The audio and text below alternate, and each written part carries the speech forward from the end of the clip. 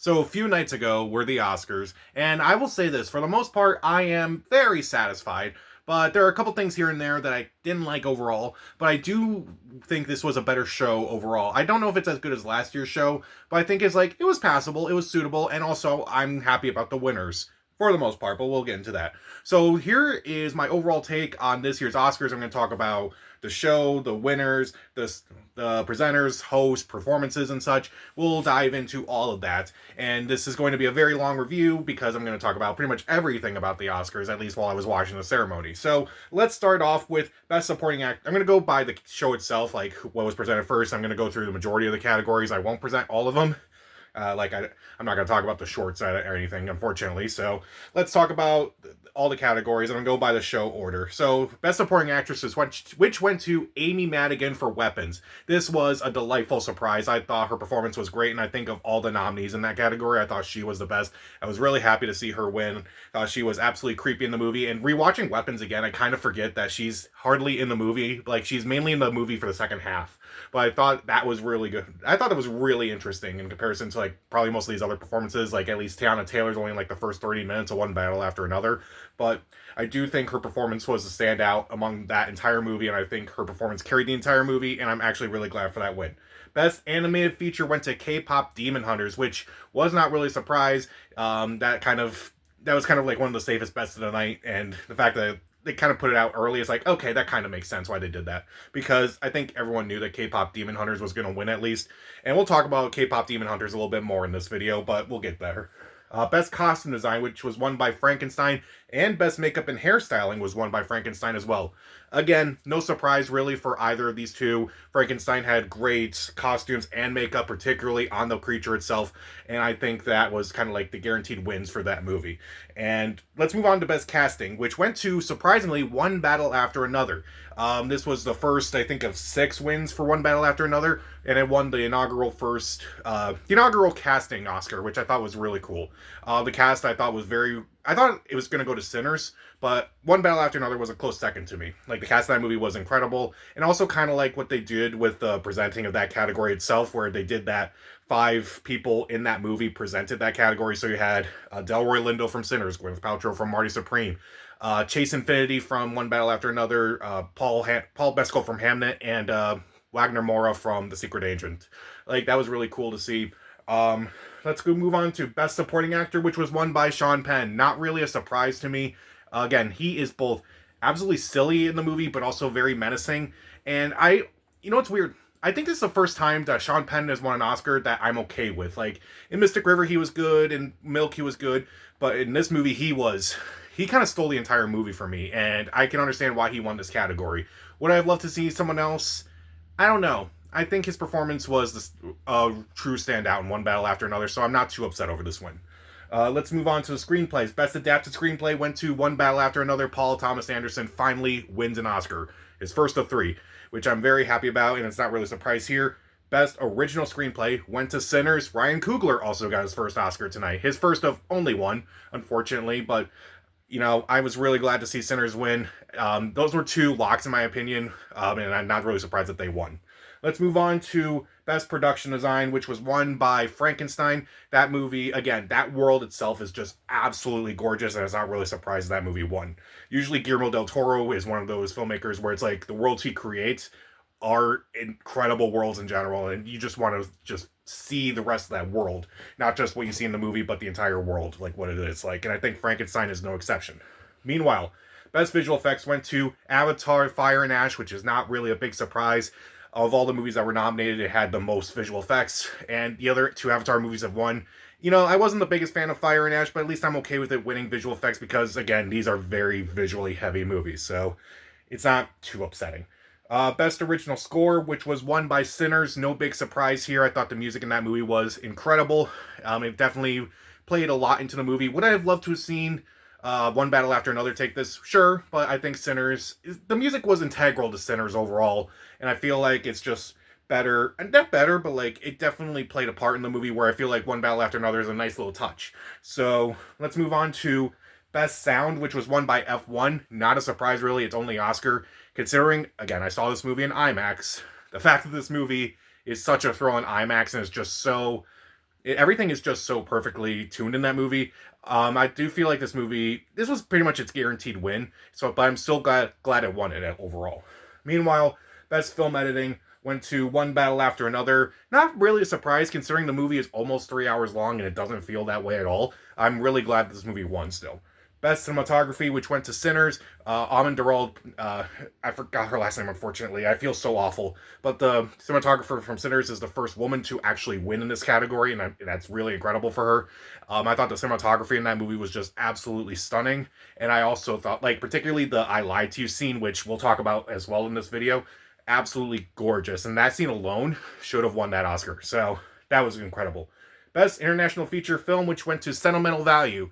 Now, personally, I felt Sentimental Value was better than The Secret Agent, and I guess it's not really a surprise that Sentimental Value won. It did have more Oscar nominations, and also, Brazil won the Oscar last year for Best International Movie for I'm Still Here, which I think I'm Still Here and The Secret Agent kind of address the same, like, time area and such, like the same era of time. But I feel like I'm Still Here did a little bit better than The Secret Agent. But I still think Sentimental Value is still a solid movie. But then again, I would have loved to have seen something else, like, say, No Other Choice nominated here. But oh well. But I do think that I don't want to say the better movie won, but it's like I'm kind of not surprised that this movie won. Best Original Song, which went to Golden from K-Pop Demon Hunters, not really a surprise. Best Director, which went to Paul Thomas Anderson, again, not really a surprise. But let's talk about one of the bigger surprises of the night. Best Actor, which went to Michael B. Jordan for Sinners. This was actually a really awesome win. I was really happy to see him win. Now, for the majority of the Oscar run, for the entire campaign, I was saying, oh, Timothée Chalamet is going to win this one. He's been nominated before, and he's already won a bunch of the other precursors and such. This is going to be his year. And then all those ballet and opera comments came out, and then, yeah, yeah, dude, you deserve to have lost this one. Yeah, that was not good. So it seemed like a lot of people who were probably going to vote for him, went to Michael B. Jordan instead. But I think Michael B. Jordan is an excellent alternative. I think his performances in this movie were excellent, and I was really glad to see both him and Ryan Coogler win for Sinners, who were kind of both the driving forces of this movie. You could also, everyone else in the cast, and also Ludwig Göransson for the score as well. So I do think that, even though Sinners didn't win as many awards as it was nominated for, I'm still really happy with the awards it did win. Best Actress. It's weird. Best Actor, Best Supporting Actor, and Best Supporting Actress were kind of all the ones that seemed like they were all up in the air. It's like, who's going to actually win these categories? And they were all presented first. But Best Actress seemed like the only one that was a lock, and that was presented last among all the other acting categories, which went to Jessie Buckley, which is not really a surprise. Her performance is pretty good. Definitely something that's a performance that I feel like was really good, particularly by the end of the movie, like in the scene with the actual play going on. It was very well done. I would have preferred seeing someone like, say, Rose Byrne winning for this movie for If I Had Legs, I'd Kick You. But, Jessie Buckley, that's not really a surprise. And at least Hamnet got something. And then Best Picture, which went to One Battle After Another. Not really surprised. It was definitely my second favorite movie of last year behind Sinners, but I'm really glad that One Battle After Another did take it. It was truly a phenomenal movie, and I'm really happy to see. Usually, the last few years for the Oscars, they've actually picked really good movies to win, like this, Anora, Oppenheimer, Everything Everywhere All at Once. I think the last time I was like truly disappointed with a Best Picture win was probably Nomadland or Green Book. So at least the streak is kind of continuing. So let's see what they do in 2026. So overall, I do think the winners were solid, and even though there are some winners where I was like, okay, I kind of saw that coming, I'm still okay with it. Let's talk about some of the speeches. There were two trends that I noticed throughout the night with the speeches. One was really good, one was not. The good one, let's talk about that one first. A lot of the winners actually congratulated all the other nominees in their speeches, which I don't really see that often in speeches. Like, I mean, some people have done that occasionally, but it kind of became a constant theme throughout the night. Like, Amy Madigan started it off, and then a lot of other people did as well. And also, one of the things I really liked when Paul Thomas Anderson was winning Best Picture, and when he was giving his speech during that one, he was like, thinking about the category 50 years ago, and he lists all these movies that were nominated, like Jaws and Nashville and One Flew Over the Cuckoo's Nest and Barry Lyndon, and there were so many great movies in there. It's just hard to say there's a Best Picture, and I do agree with that. And oftentimes it's actually very hard for me to rank movies overall, like what's some of my favorites, what's some of my least favorites. But I do think that it's really cool to see all these other people getting up there and saying, we're all great in our own ways, and just because we all win trophies, that doesn't mean it's like you're not great. So I do think that was actually a really cool thing that happened throughout the night. But what's not cool is that a lot of the speeches were kind of cut off early. And that was just very, very frustrating at times. Both times K-pop Demon Hunters won their Oscars, they cut off a bit early. At least for the first one, they came back on so that way other people can talk and such. But they clearly didn't do it when it won Best Original Song, which that was also very frustrating. And you can clearly hear people in the audience kind of like being like, saying oh and upset and such. And it's frustrating at this point. I get that, this is a very long show. You have to have people, give their speeches really fast and such. But why not just set time limits for like 30 seconds per person that's on stage? So like if 3 people win, maybe it's like a minute and a half that you have to give your speeches and such. Fine. But like, why are actors always given like the longest speeches just because they're the most well known? It's just very frustrating. And that was another thing I do like. They do really highlight at least all aspects of filmmaking. It's not just the actors, it's not just the screenwriters, it's not just directors, it's everyone. But it's just very frustrating to me that some of the lower tier categories are often cut off because it's like, oh, we got to keep the show moving and keep the show moving. Well, your show is almost 4 hours long. I think you have plenty of time. At least, thankfully, there was not another James Bond tribute. So let's talk about the host this year, Conan O'Brien. When I heard he was hosting again, I was very, very excited because he did a great job that first year. And I was very excited because, like, maybe the Oscars have found a host that they can rely on. And I do think he's one of the funnier people out there. But after his monologue, which I thought was pretty good, and after his opening scene, the opening montage was really good. Like, it had about, like, he was dressed up as Aunt Gladys from Weapons, and he was just running through all these movies and such from the kids and such. There were some that were really funny, like Marty Supreme, he beats Timothy Chalamet at table tennis, and then he's running in Hamnet, which I thought was really funny. I was like, I knew it was coming, but it still made me laugh. I do think his monologue was also really good as well, and I would say the other time when Conan was really strong was his ending. Now, usually they don't do anything at the end of the show because, like, oh, Best Picture, who cares?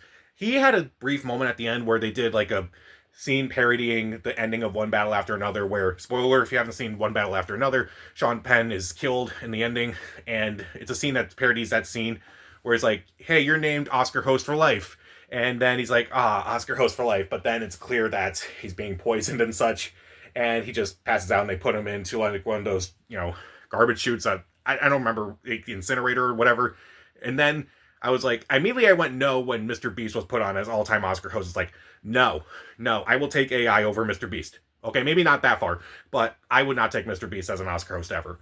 I would say everything in between just wasn't as good. Like, there were some funny bits here and there, but I just don't remember them too much. Like, there were definitely some where it's like he's kind of pandering to certain audiences and such, and it's clearly a joke, but at the same time, I felt like it fell flat a good portion of the time. He wasn't that bad by any means, but I feel like he was stronger in his first time as host. Now let's talk about some of the presenters. There were some presenters I thought did a really good job. It was nice to see Robert Downey Jr. and Chris Evans again. They had some funny bits here and there. Robert Downey Jr. with Channing Tatum's underwear from Magic Mike, and Channing Tatum just goes, I'm gonna need that back, dude. Which I thought that was funny. The Bridesmaids cast got up there, and they had a few funny bits here and there, which I thought that was really cool. Pedro Pascal and Sigourney Weaver were up there, obviously promoting Mandalorian and Grogu. And there was a funny moment where Grogu's in the audience, and he's next to Kate Hudson, and Sigourney Weaver just says her iconic line from Aliens, which it was funny for me because, being a fan of Aliens and such, but maybe it kind of went over people's heads because, like, there wasn't a lot of laughter. Jimmy Kimmel also had some good bits as a presenter this year. Obviously, he's hosted the Oscars a few times, and so he had some very funny bits throughout the entire.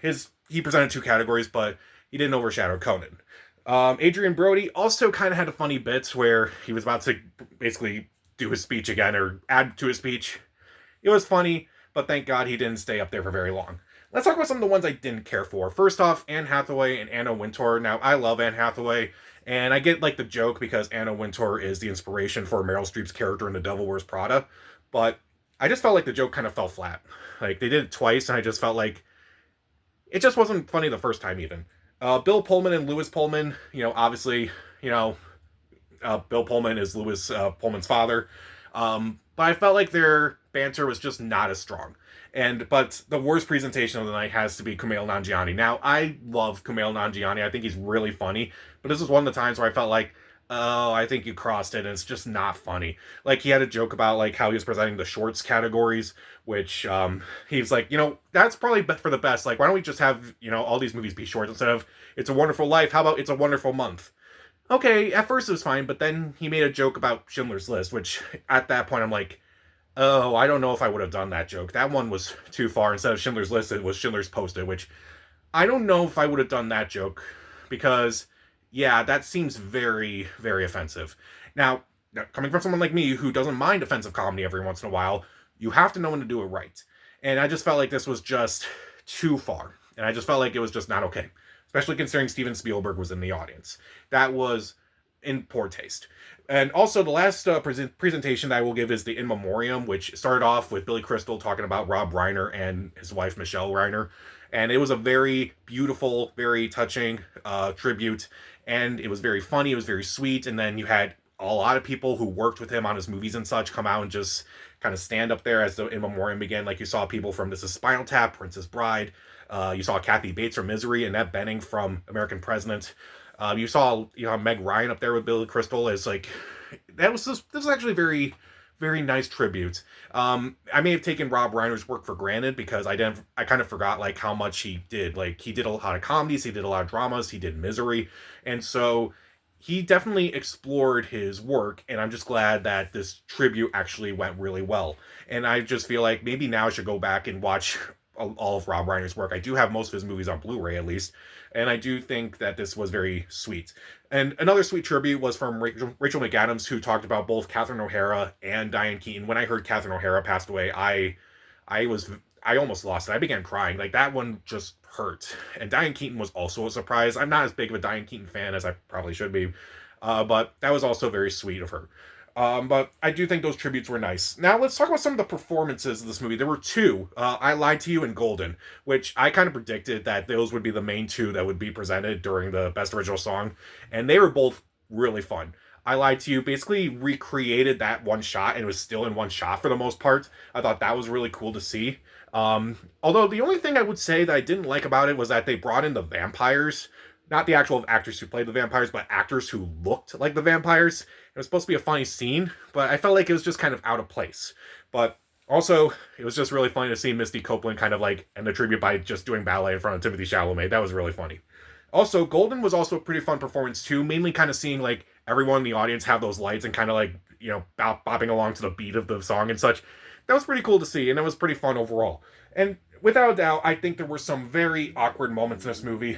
They were cutting off speeches, which I felt was just constant, which the Academy really needs to work on actually making some rules about that, because like it's clear that they have some favoritism for it.